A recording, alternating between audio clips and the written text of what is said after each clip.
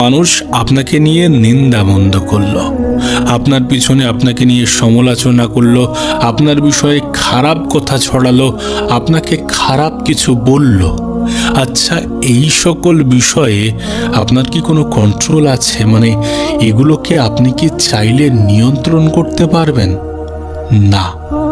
কিন্তু আপনি কোনটিকে নিয়ন্ত্রণ করতে পারবেন, কোনটিকে কন্ট্রোল করতে পারবেন? না, তারা যেটা বলেছে সেটা আপনার কানে আসার পরে আপনি রিয়্যাক্ট কি করছেন, আপনি রেসপন্স কেমনভাবে করছেন, সেটার উপরে আপনার কন্ট্রোল আছে। দেখুন, আমাদের জীবনটা কিন্তু ছোট ছোট মুহূর্তের সমষ্টি। মানে আমাদের জীবনের প্রত্যেকটা সময় কিন্তু অনেক বেশি মূল্যবান।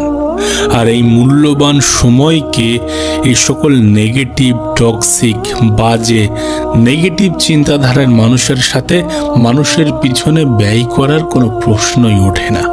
আমাদের উচিত হবে এই সকল অপ্রয়োজনীয় মানুষজন, এই সকল নেগেটিভ মানুষজন যারা অন্যদেরকে নিয়ে সমালোচনা করতে সারাক্ষণ ব্যস্ত থাকে, তাদের পিছনে আমাদের সময় ব্যয় না করা, তাদের পিছনে আমাদের এনার্জি ব্যয় না করা।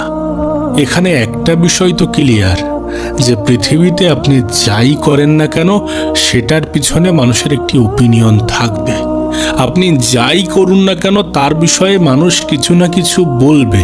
এই পৃথিবীতে আমি একটা কথা প্রায় বলি যে এই পৃথিবীতে মৃত ব্যক্তিকে সমালোচনা করতে ছাড়া হয় না, আর আমরা তো জীবিত। সো কেউ না কেউ বলবে। আপনি দ্রুত বিয়ে করলেও কেউ কিছু বলবে, আপনি দেরিতে বিয়ে করলেও কেউ কিছু বলবে, আপনি বিয়ে না করলেও কেউ কিছু বলবে। সো সর্বক্ষণ এক শ্রেণীর মানুষ আপনাকে নিয়ে সমালোচনা করতেই থাকবে।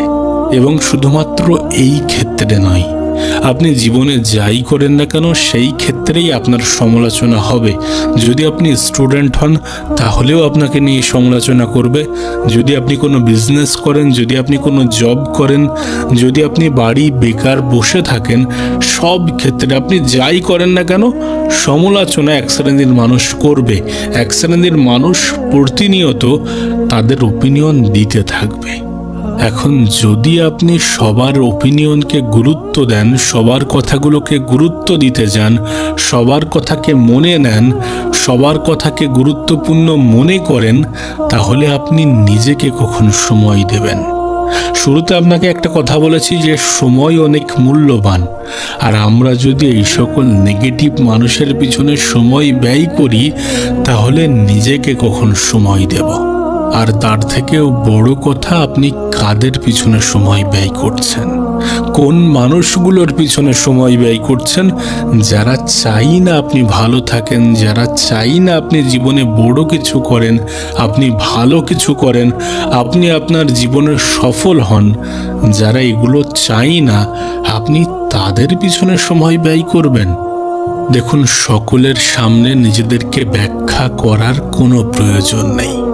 আপনি কেমন, আপনি কেন এটা করছেন, আপনি কেন এটা করতে চেয়েছেন বা করতে যাচ্ছেন, এগুলোর ব্যাখ্যা সকলকে দেওয়ার কোনো প্রয়োজন নেই। যখন আপনি এগুলো বারবার বলতে যাবেন, বোঝাতে যাবেন, তখন আলটিমেট আপনার এনার্জি এবং সময় দুটিই ব্যয় হবে। আপনি তাদের কথায় একটা রেসপন্স করবেন, তারা একটা নোংরা রেসপন্স করবে। আলটিমেট এটাই চলতে থাকবে, কারণ তাদের চিন্তা ভাবনাই এমনই। তারা আপনার সাথে তর্কে জড়াতে চাইবে, কিন্তু আপনি তাদের পিছনে আপনার সময় নষ্ট করবেন না। আপনি তাদের পিছনে তাদের সাথে তর্কে জড়াতে যাবেন না। প্রত্যেকটা মানুষের জীবনেই একটা লক্ষ্য থাকা উচিত, একটা গোল থাকা উচিত, আর আমাদেরকে সেটাতেই ফোকাস করতে হবে। মানুষের কথা কানে আসবে, আশেপাশ থেকে মানুষের কথা কানে আসবে, কিন্তু সেখানে একটি ফিল্টার ব্যবহার করতে হবে, যাতে যেগুলো আপনার জন্য ভালো সেগুলোকে কাজে লাগাবেন, সেগুলোকে শুনবেন, সেগুলোকে ব্যবহার করবেন। আর যেগুলো আপনার জন্য উপযুক্ত নয়, আপনার জন্য ভালো নয়, যেগুলো নেগেটিভ, যেগুলো ক্ষতিকর, সেগুলোকে ফিল্টার করে ফেলবেন।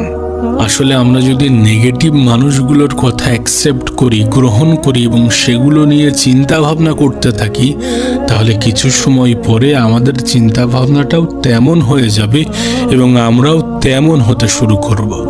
তাই তাদের কথাগুলোকে ফিল্টার করতে হবে, যেগুলো প্রোডাক্টিভ, যেগুলো শুনলে আমাদের জীবনে পরিবর্তন আসবে, আমাদের জীবনটা সুন্দর হবে, আমরা নিজেদের জীবনটাকে নিজেদের মতো করে সাজাতে পারবো, লাইফে বড় কিছু ভালো কিছু করতে পারবো।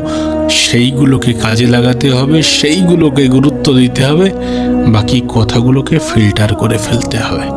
সুতরাং কে কি বলছে সেটার উপরে আপনার নিয়ন্ত্রণ নেই ঠিকই, কিন্তু তারা বলার পরে আপনার উত্তর কি হবে, আপনার রেসপন্স কি হবে, সেটার উপরে আপনার নিয়ন্ত্রণ আছে।